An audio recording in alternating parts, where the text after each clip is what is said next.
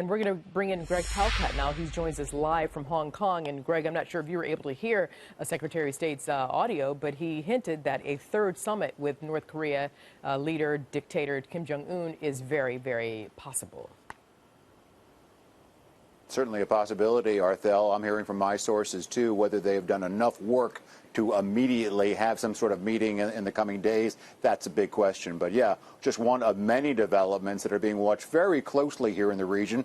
This G-20 meeting in Osaka, Japan, Friday, Saturday. On the sidelines, the meeting with Chinese President Xi and President Trump. A lot at stake right now. For example, we heard from the 10 Asian countries that make up the ASEAN grouping today. They were meeting in Bangkok this weekend regarding the trade talks between China and the United States. They called on the two countries to come up with a resolution. It has now become really a full-blown trade war. President Trump, Chinese President Xi have been trading tariffs over the past 18 months or so on imports from both countries. There are talks to come up with some kind of a deal on a range of issues like high tech and subsidies. They've been going on for months. They broke down last month. More tariffs are being threatened.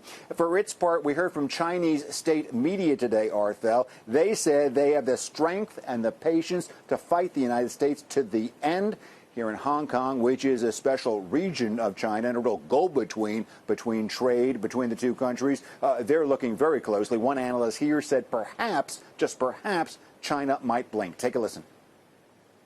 If Xi Jinping makes concession to Donald Trump on trade, is because in China there are increasing problems related to the slowdown of the economy, the fact that the sanctions, the U.S. sanctions against China start to bite the Chinese economy.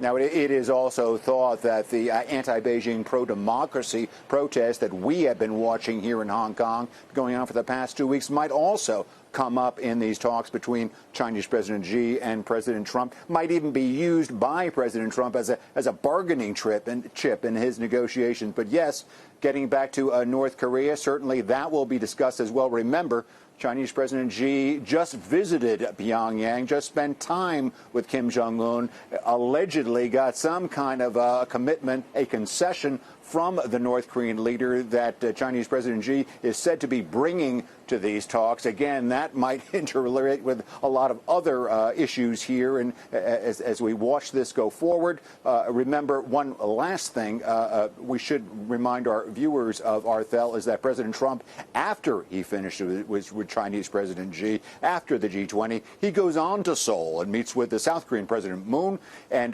perhaps at the very least maybe a postponed trip to the DMZ to take a closer look at yet another possible foe in this region.